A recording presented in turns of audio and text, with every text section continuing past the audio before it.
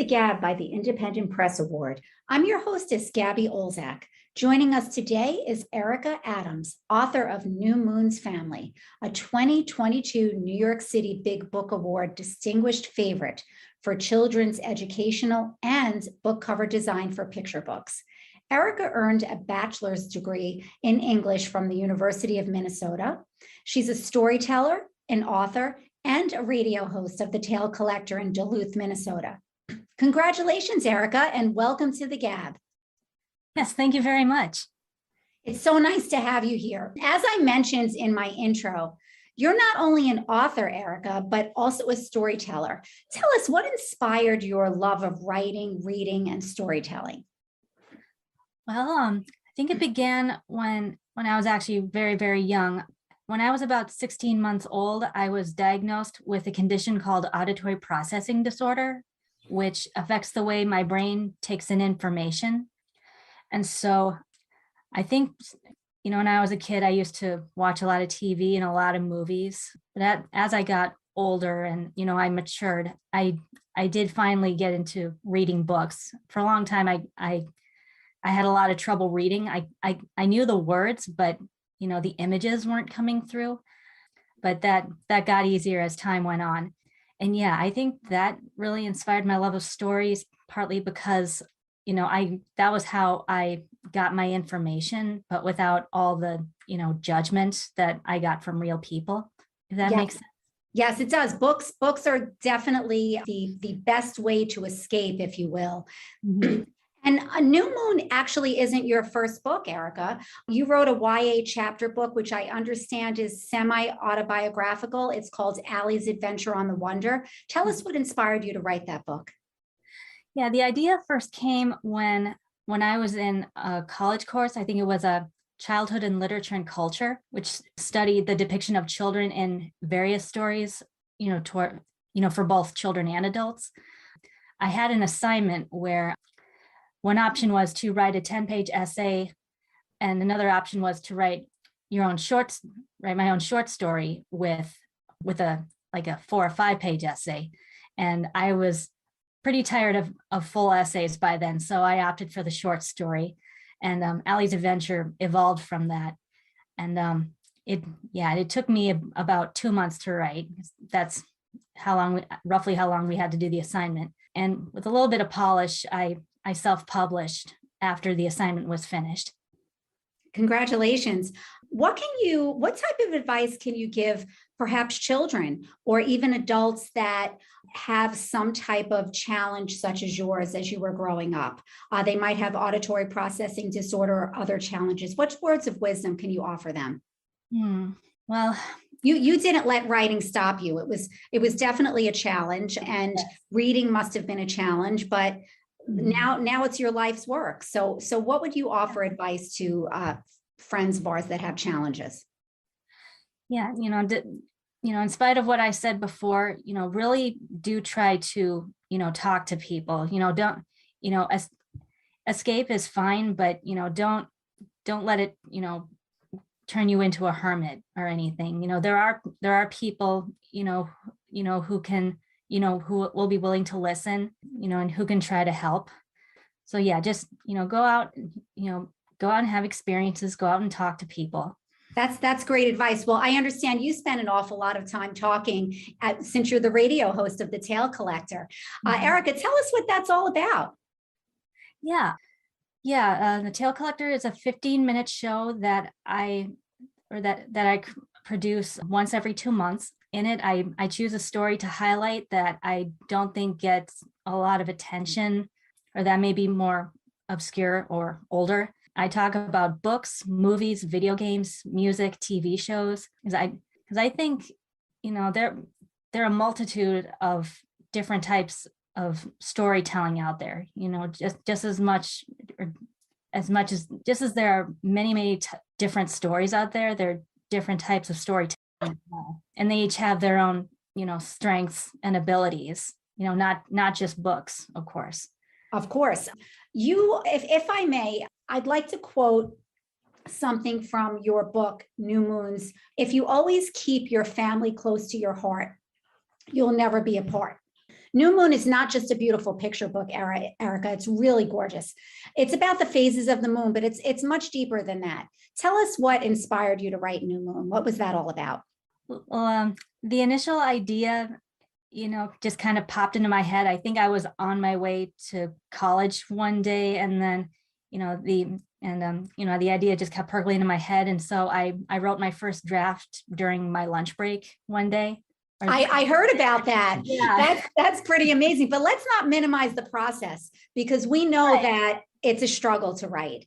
How long I know you started it then and you wrote it, but really, how long did the whole process take?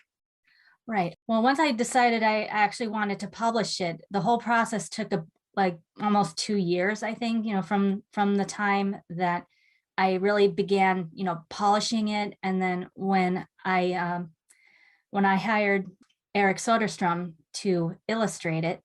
Yeah. And then, finding Beavers Pond Press, who agreed to publish it.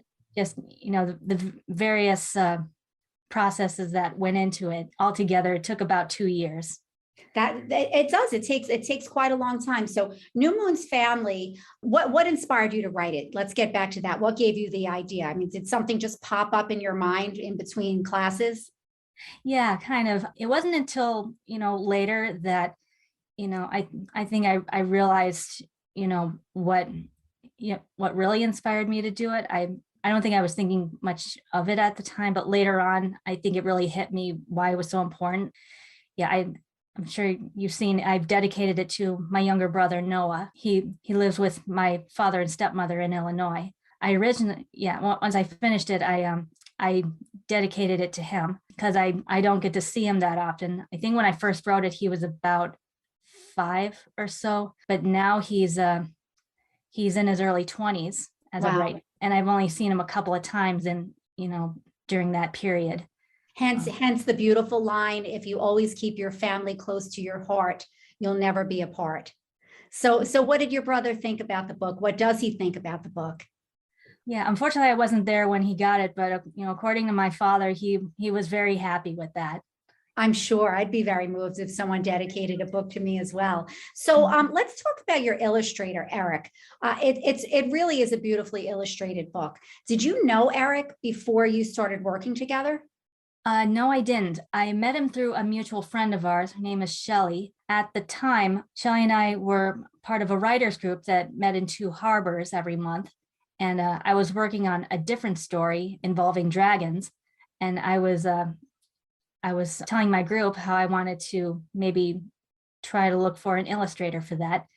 And Shelly recommended Eric to me. I didn't know him at the time, but yeah, she took me to the local art gallery where she worked, and she showed me his work.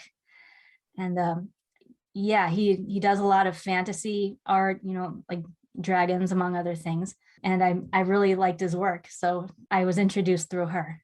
So pretty much right away, I'm sure you had a vision in your mind as a writer of children's books, what exactly you were looking for. So did you immediately know upon seeing Eric's work that he was the one?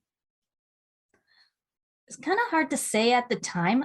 I mean, I had only seen, his, his fantasy work, it was more along the lines of like Lord of the Rings, fantasy type stuff. But yeah, I thought I would, talk to him and just, see what else he had done. And I think he had gotten a new computer and a new art program at the time. So he thought it was a good chance to kind of experiment with that. And I already had some initial designs, some of them were my own doodles and some of them were from my stepsister, who is kind of a really nice artist in her own right. So I gave him ideas on what I wanted, and then he did some experimentation on that until we hit on something we both like.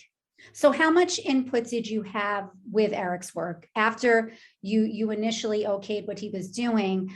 Did you go back and forth a lot, or did you just give him the text and let him run with it?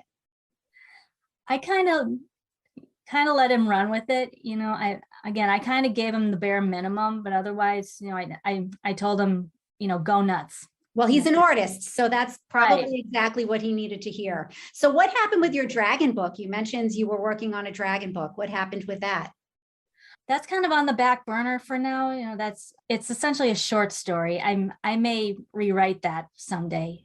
In hindsight, that's pretty rough. So I think I'm gonna take a break from that and then try to polish it up later. So that's on the back burner. Are you working on any other book projects now? Any ideas simmering? Yeah, right now I'm focused on my first novel for adults. It's a Wow. speculative science fiction novel for adults. Looking forward to that. And how far along are you in that process? Just based on what I want to happen throughout the story, I'm thinking roughly halfway finished with that. Wow, that's wonderful. Do you have a publisher already? No, the only people I've shown my chapters to are my writers groups, And are they well received? So far so good. I'm a little nervous about this one because like I said, it's for adults. It's my first time trying to write something more mature. I mean, I'm still trying to, keep it tasteful, Yes.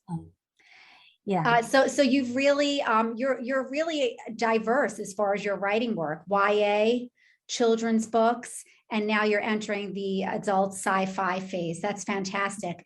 Where can we purchase New Moon's Family? You can find it on Amazon for sure. Okay. If you go to my website, elatales.com, on the homepage, if you just click on the New Moon's Family book cover, it'll take you to a page where you can find a list of places to buy it. Wonderful. Any advice to aspiring authors? Just keep writing. Yeah, just keep writing. Don't worry about making it perfect the first time. I've written multiple drafts, just of single chapters, and my novel, and I'm still, just polishing those drafts. So yeah, so just keep writing and don't be afraid to share it, because the more people you show it to, the more advice you're going to get, more constructive criticism, and that is essential. Absolutely. Erika, thank you so much for joining us today. This is Gabby Olczak of the GAB Talks. Until next time, keep reading.